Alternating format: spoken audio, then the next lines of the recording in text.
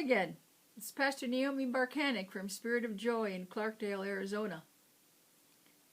Well, I'm finally back in finishing up our session 2 on that 2-part series of Is COVID-19 a part of God's plan? Is it God's punishment? Last time I gave you a quick overview of the book of Job from our Lutheran Study Bible. And we learned about its character, Job, and about his friends, and about Job's laments. Those constant cries out to God because of his terrible suffering. In review, as I listened to our first session the other day, I realized that I told you that Job lamented to God for almost 40 verses before God even spoke. My mistake. Job lamented to God for almost 40 chapters in the book of Job before God even spoke. That indeed was a lot of lamenting. Although, as I said before, God can handle laments, even yours and even mine. In this session, we will now discuss the article that, in my opinion, will give us a better understanding of God's part in our present disaster, the COVID-19 pandemic. Is this God's plan? Is God punishing us? In the article, Debunking Disasters, a theologian explores the nature of God's power in disasters, was written by author Susan Barretto. And in this article, she interviews Dr. Terence Fredheim, professor of Old Testament at Luther Seminary in St. Paul, Minnesota. I found this article in the Lutheran magazine, published in August of 2012. That's 8 years ago. And it's written to address the increasingly severe weather trends, like Hurricane Katrina in 2005, the powerful tornadoes which followed a few years later in the Midwest, and their total destruction of Joplin, Missouri in 2011. And now today we can add to that list Hurricane Sandy in 2015 and Hurricane Maria in 2019. And although COVID-19 has nothing to do with weather, I believe that we can add it to Dr. Fredheim's list of natural disasters.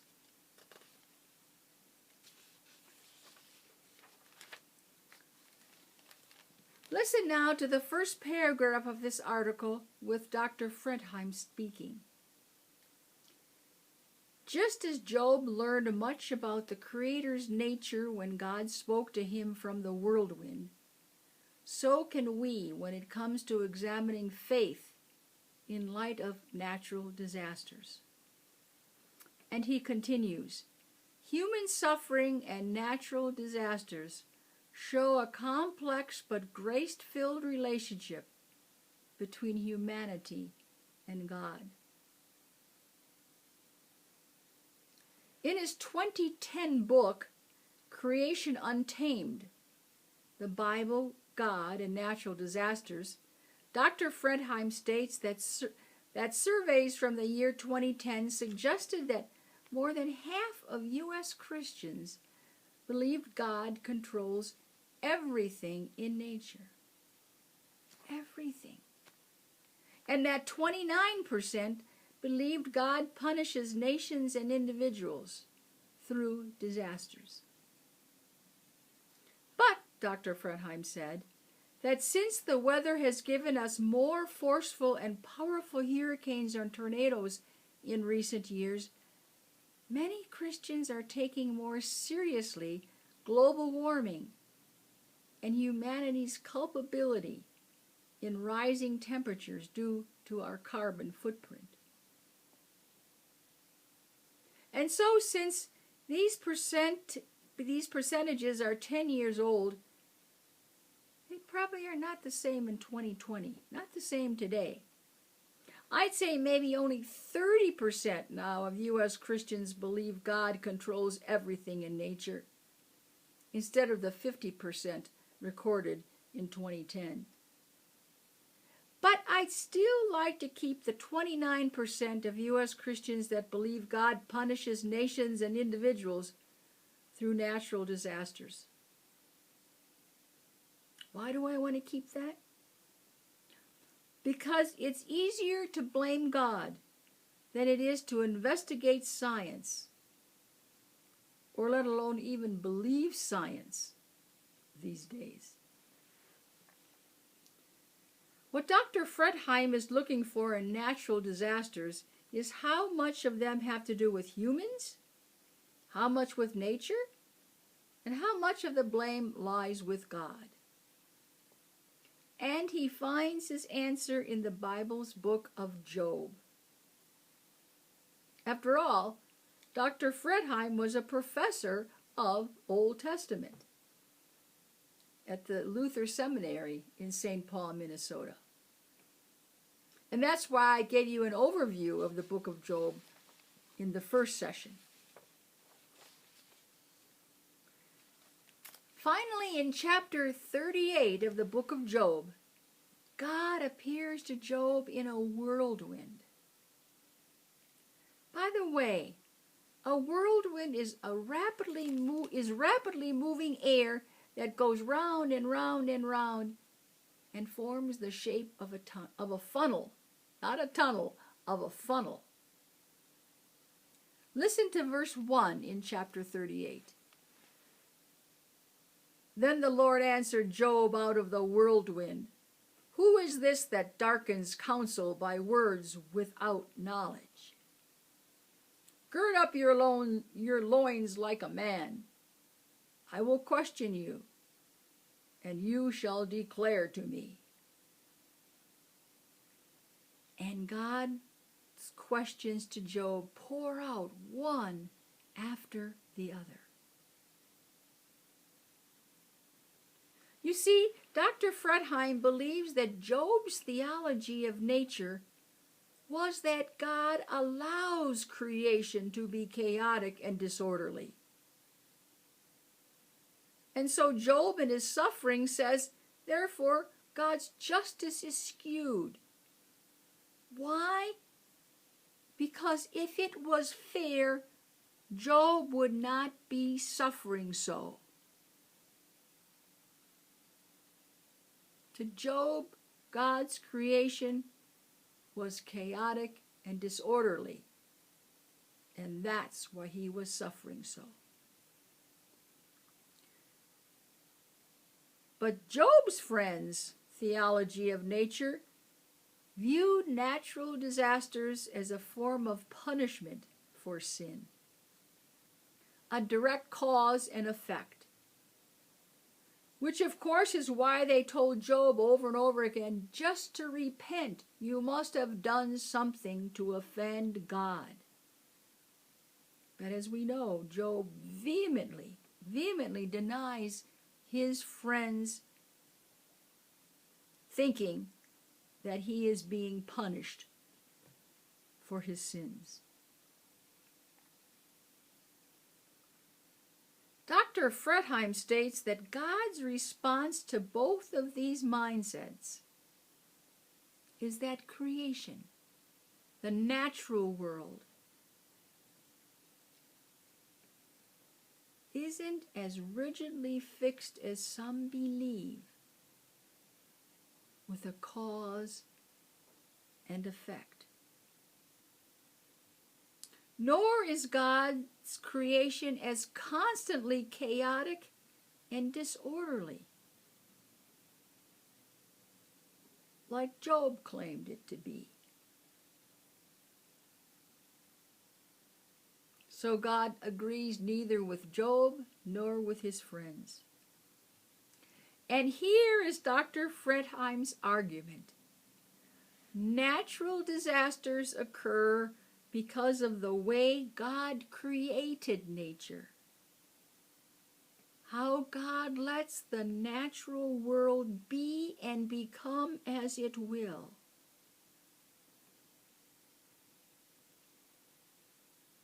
We might, like Job, wish for a different world, says Fretheim, without risk and without suffering and with full protection. But reality has us living in a world that has remarkable gifts from God. Gifts we must enjoy, not just endure, even as natural disasters continue to bring suffering and chaos.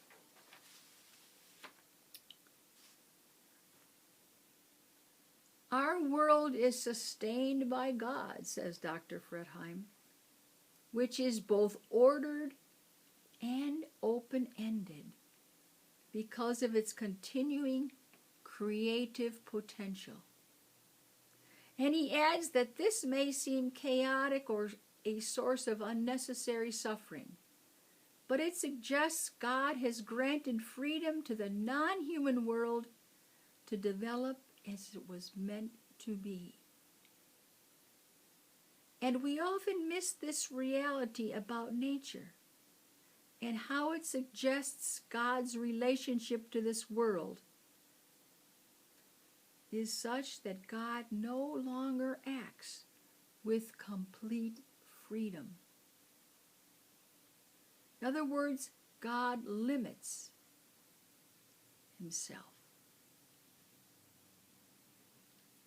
It took me several days of pondering and pausing on this to understand these words of Dr. Fretheim. Let me repeat these. And we often miss the reality that God has granted freedom to the non-human world to develop as it was meant to be.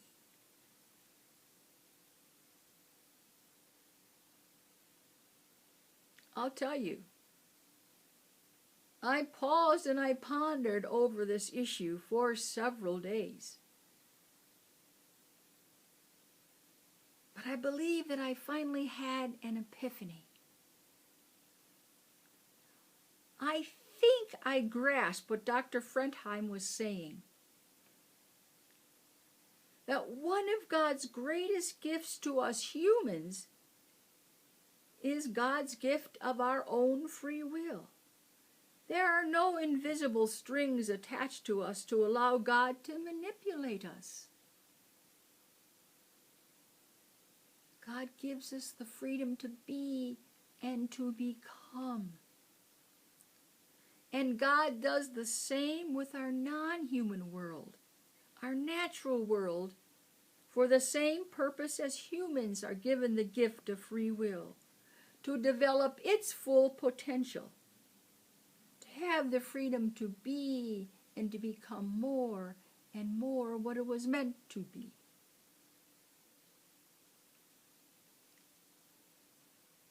So then, let's confront this COVID-19 pandemic with a new understanding that it's definitely not a punishment from God for some certain sin or sins, nor is it because the world is in constant chaos and disordered. No.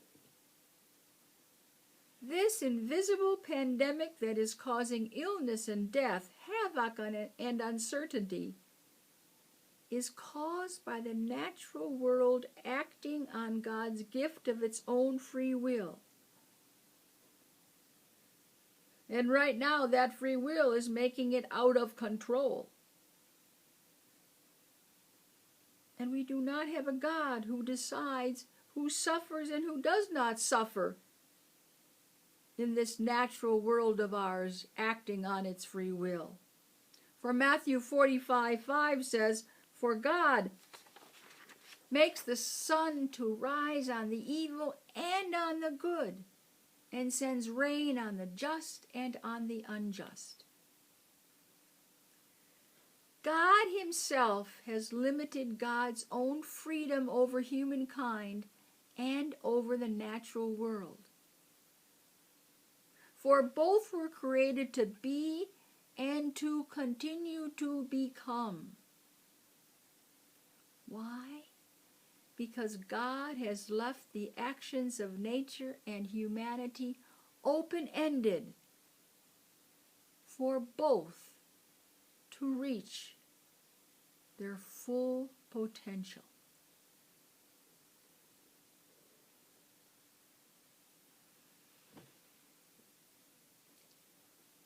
I'm now grateful for Dr. Fretheim's article in debunking God's role in natural disasters. God has no role. For it has caused me to think and to think deeply. God has no direct role in suffering. Our character Job found that out when God finally appeared to him in that whirlwind. And I'm praying that hopefully maybe you have discovered that too by reading God's answers to Job and by this article by Dr. Fretheim. God has given the gift of free will to both the natural and the human role to be and to become all that it was meant to be. So God limits God's freedom. But it doesn't end there, and that's where I had a problem. God limiting God's own freedom by giving the natural world and the human world free will doesn't mean that God leaves the world's destruction by our free wills, human or non-human, completely on its own. Rabbi Harold Kushner wrote in his book, When Bad Things Happen to Good People, written in response to his own son's illness and death, reminds the human race that God cries with us. God does not leave us alone. God's presence and hope, compassion and mercy abound. For God gives resilience to the survivors of hurricanes and tornadoes to rebuild and begin again. God gives the world people called to medicine and science, first responders and nurses and all healthcare workers to heal and to bind up and to constantly seek to find new ways to control natural disasters as vaccines are rapidly being worked on in this incident in 2020.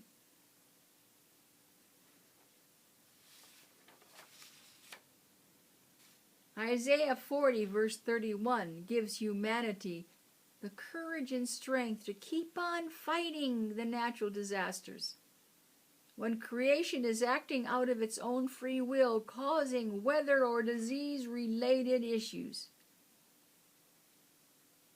For that verse says, But they that wait upon the Lord shall renew their strength. They shall mount up with wings as eagles. They shall run and not be weary. They shall run and not be faint. In my understanding of the book of Genesis, the first 3 chapters, God reminds the human race that we are stewards of the earth, not rapists and destroyers of all that God has made. So that when our natural world is being chaotic and disorderly by acting on its own free will, the free will of humans must fight back and protect the natural world.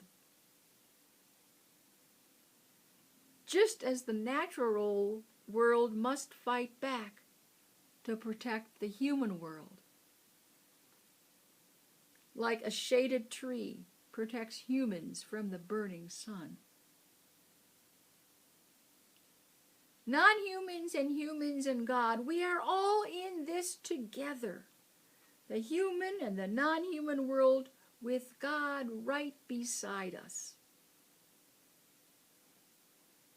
It takes wisdom and courage, strength and fortitude to be first responders to the actions of our natural world and even of humanity itself, when at times one or the other gets out of control because of God's gift of free will. Whew! That was a lot to think about and decipher.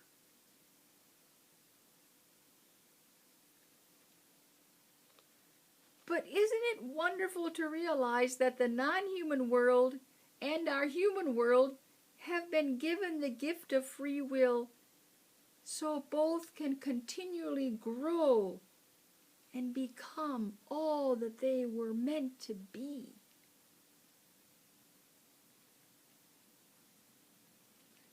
And I close just with this thinking of mine. The way God has created our world, God may very well be telling us, continue being faithful, continue trusting in me.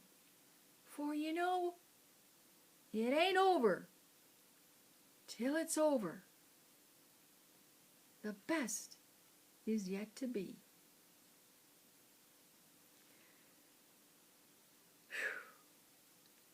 So, I will see you next time, and I promise you, with not such a heavy agenda going forward. Goodbye.